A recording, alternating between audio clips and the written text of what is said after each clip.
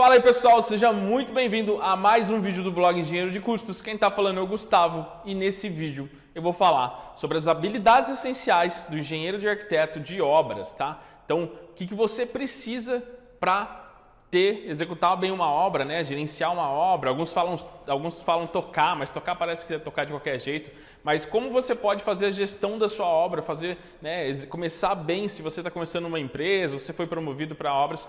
Quais habilidades, na minha opinião, eu acho essenciais para o engenheiro e arquiteto que vai executar obras. E se você não acompanha, não se inscreveu no canal ainda, clica aqui abaixo desse vídeo, comece a seguir a gente aí, comece a acompanhar tanto aqui no YouTube como também no Instagram, comece a acompanhar a gente lá no @engenheiro de custos, que a gente sempre está postando novidades, sempre está postando obras, orçamentos, toda essa parte de engenharia de custo que envolve. Esse tema de hoje não é exatamente sobre engenharia de custos, é sobre obras, né? Como engenheiro de obras, quais habilidades eu gostaria de ter no engenheiro de obras que estivesse trabalhando comigo aqui hoje, né? A gente tem aqui alguns engenheiros que passam pela gente.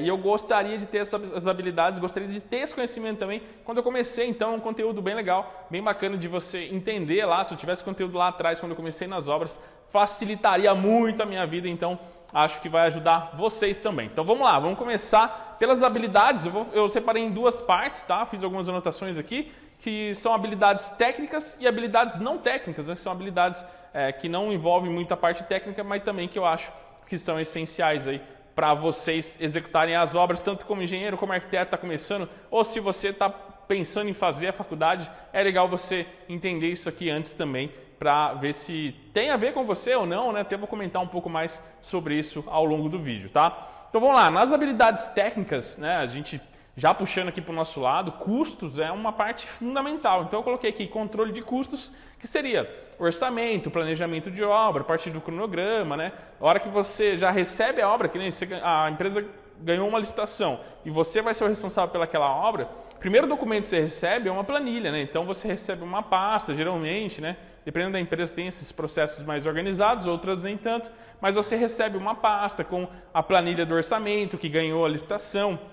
Ou você já vai receber ali a planilha e já vai estar pré-avisado que vai um fiscal na obra, um fiscal do órgão público para fazer aquele reajuste, ver os serviços que serão realmente executados. Às vezes o orçamento não bate muito com a realidade e aí você tem que fazer um previsto e realizado. Então praticamente os primeiros documentos que você recebe, projetos, memoriais, descritivo da obra, né?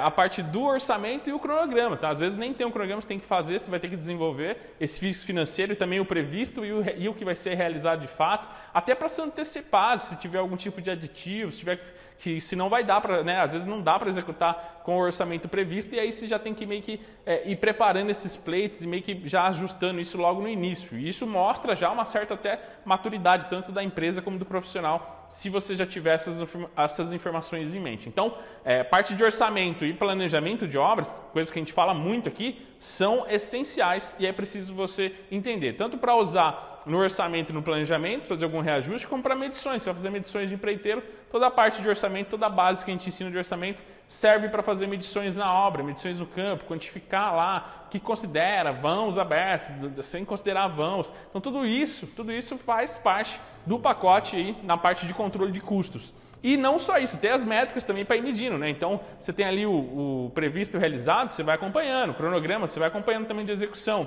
Tudo que a gente mostra aqui no blog de engenheiro de custos, né? Depois de definir métricas é importante, você definir meta para as equipes que estão na obra, ver semanalmente ou quinzenalmente como que está o andamento, o que precisa melhorar, se você precisa de algum profissional específico para dar um andamento melhor nos outros serviços, que uma coisa vai levando a outra, né? A obra ela é muito dinâmica, então é importante você entender que um serviço trava o outro. No próprio planejamento a gente tem um caminho crítico, né? Então a gente tem um caminho que não pode atrasar. Se atrasar um dia naquela sequência daquele serviço do que você preveu, você já vai atrasar um dia lá no final da obra. Então tudo isso é muito dinâmico e é importante você entender que a parte de custos ela é fundamental. Aí há outras habilidades técnicas, leitura e interpretação de projetos, para você entender ali os projetos de fundação, projetos arquitetônicos, tudo que envolve a obra, né? Ter a parte de ISO 9001 é muito importante, né? Às vezes você entra numa consultora que ela tem lá o PBQPH, né? Que é a parte da construção civil, o ISO 9001, você tem vários níveis lá no PB, pelo menos era, né? PBQPH nível A, B e C, e dependendo do nível, aumenta as condições ali de processos para você ser aprovado, para você ter a certificação. Mas é legal, você não precisa ser um especialista, mas é bom você entender minimamente sobre isso, porque às vezes você entra na obra, já existe o manual da qualidade, já existe todos os processos, né? Lista de execução de tarefas, todos aqueles formulários que são necessários para se preencher. Então é legal você ter um conhecimento na parte de ISO. Até tem uma história legal, quando a última empresa que eu passei, fui contratado, eu estava ali na primeira semana na obra, o mestre de obra já nem curtia muito a minha cara, estava com uma certa dificuldade de ter esses entendimentos com a equipe, né? Tinha acabado de chegar, então, né, a equipe já estava montada lá, e isso acaba tendo um certo atrito. Tive um certo atrito no começo, uma certa dificuldade de relacionamento, né? Coisa que até difícil, era difícil eu ter em outras consultoras, mas eu tive nessa.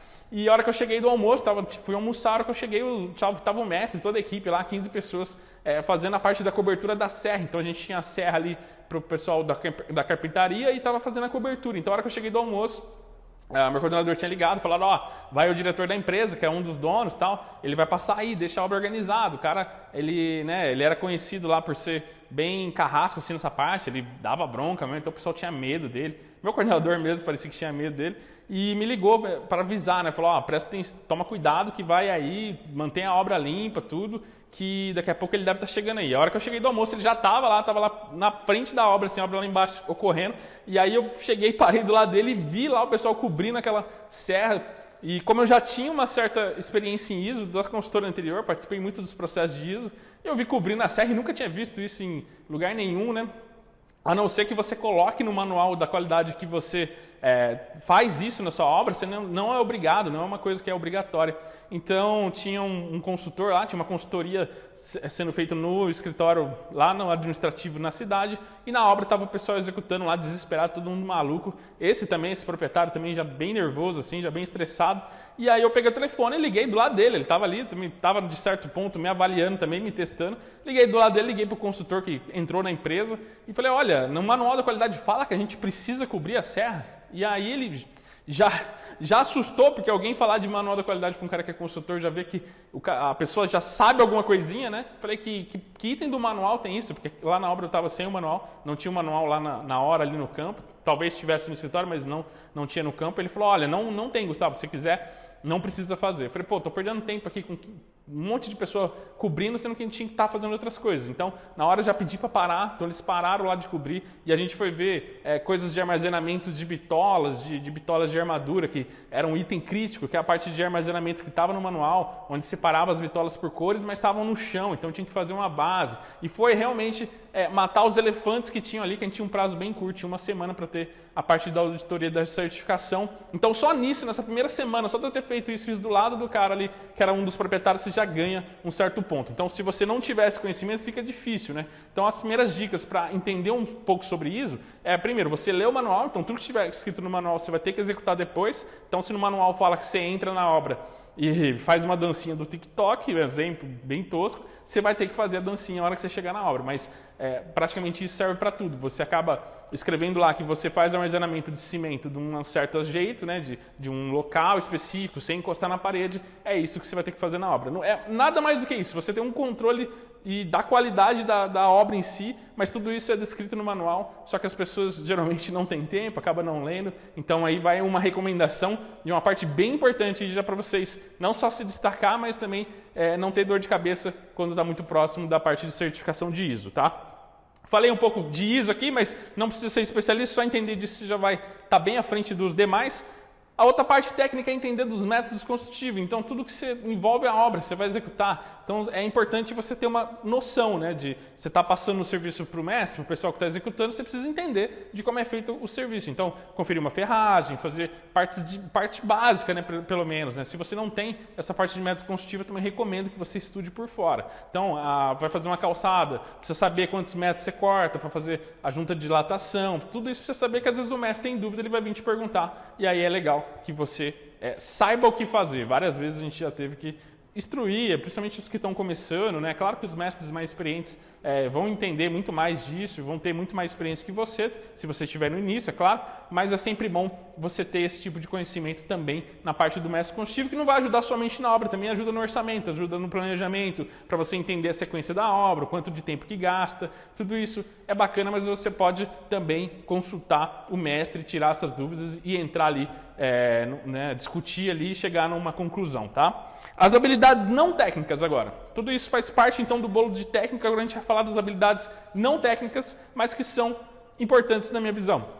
Parte de liderança, aí a parte de liderança e gestão de pessoas já é importante você ter. Já até comentei agora aqui que eu tive um problema lá com a questão do mestre nessa obra. Depois eu acabei me acertando, depois de uns 20, 30 dias acabei me acertando. Mas eu tive um problema lá nessa empresa, né, com esse mestre em questão, mas depois a gente se resolveu, ele acertou as diferenças, quase um dos dois foi mandado embora, mas acabamos se tornando amigos até o final da obra. Mas isso é comum, isso pode ser que aconteça com você também, não só com o mestre, mas com outros profissionais da obra. Então é importante você ter gestão de pessoas, você entender sobre liderança para tratar melhor desses conflitos, né? Você saber dialogar, saber se comunicar e que fique tudo claro, que você resolva isso lá no campo. Quando não resolver, aí sim partir, né, para algum tipo de outra solução em conjunto ali também com todo mundo, né, com o RH, com os coordenadores e tudo mais. Então essa parte de gestão de pessoas, montar time, é muito importante, não só para isso, mas para motivar também, para ter, né, montar um time legal, as pessoas trabalharem motivadas através de metas, através de recompensas, né, isso motiva muito e ajuda muito na execução também. A hora que você define metas, definir também um pouco de recompensa, o que vai estar envolvendo ali na obra. Então tudo isso é importante. Outro item legal não técnico é a parte de comunicação. Coisas que hoje em dia é praticamente impossível não ter. Então, participar de uma reunião, fazer uma reunião em campo, conversar com os encarregados, tudo isso faz parte da comunicação e você deixar isso bem claro, né? Você não deixar claro as metas, você não conseguir passar isso para quem vai executar. Claro que uma coisa ou outra sempre vai ter que fazer um ajuste, mas se não souber se comunicar, tiver uma certa dificuldade, você não consegue, às vezes, nem fazer o seu marketing pessoal, falar numa reunião, parar, ter o poder de voz, ter ali a parte de chamar para si a responsabilidade e falar o que você acha, o que você não acha que está acontecendo dentro não só da empresa, mas também da obra. Então é importante você ter essa comunicação, não é algo que você precisa ter já de imediato, nasci já bom nessa parte, mas se você vai se desenvolvendo. Tanto a gestão também de pessoas, não é algo que você aprende, não é algo que todo mundo tem, né? Na faculdade principalmente, dificilmente você tem esse tipo de matéria, mas depois você tem que se desenvolvendo ao longo dos anos, ao longo da sua carreira, tá bom? A parte de trabalhar sob pressão também é importante, então você ter essa capacidade de que às vezes, mesmo planejando, mesmo sabendo tudo a parte técnica, tendo um bom conceito, algumas coisas vão fugir do controle, com a obra, como eu disse anteriormente, ela é bem dinâmica, então alguns problemas vão surgir, então é importante você ter essa capacidade, né, você ser aí um pouco antifrágil, né, nessa parte de resolução de problemas, ir atrás, resolver e sempre trazer soluções ao invés de ficar ali se materializando, ficar ali se arrependendo do que aconteceu e sim resolver o que precisa ser resolvido na obra, tá? Então basicamente são essas, né? Talvez tenha alguma outra que você conheça, alguma outra habilidade, essas foram as que eu identifiquei ao longo da minha caminhada, ao longo da minha jornada, não só na parte de trabalhando em empresas, mas também depois também aqui no nosso escritório, isso isso serve não só para a obra, mas muitas habilidades aqui servem para o software, servem para o recurso, servem para vários outros tipos de cargos. Então eu espero que você tenha gostado. Alguns seguidores na semana passada até me perguntaram fizeram uma pergunta no Instagram não consigo lidar muito bem com pessoas, posso ser engenheiro? Fizeram lá na caixinha lá e achei até interessante porque você até pode ser engenheiro, mas vai ser um pouco mais complicado. Por conta de tudo isso que eu falei aqui, você pode até trabalhar em escritório, você pode trabalhar com projetos, pode trabalhar com projeto estrutural, né? A parte mais escritório ali, com poucas pessoas, não vai te impedir tanto. Mas se você quiser ir para obra, se você quiser ir para grandes empreendimentos, aí fica um pouco complicado mesmo. A pessoa mandou lá que não sabia lidar tanto com pessoas, se isso é prejudicar ela, eu acredito que sim, você vai ter que dois caminhos, né? Ou você parte para essa parte mais teórica, mais parte de escritório, ou você se desenvolve e aprende ao longo do caminho, porque ninguém nasce com essas habilidades aqui, você não precisa de todas elas antes de ir para a obra, tá? Isso é importante deixar aqui claro também, tá? Então era isso, tudo que eu falei está anotado aqui, tinha alguns pontos aqui bem interessantes bem interessante, né?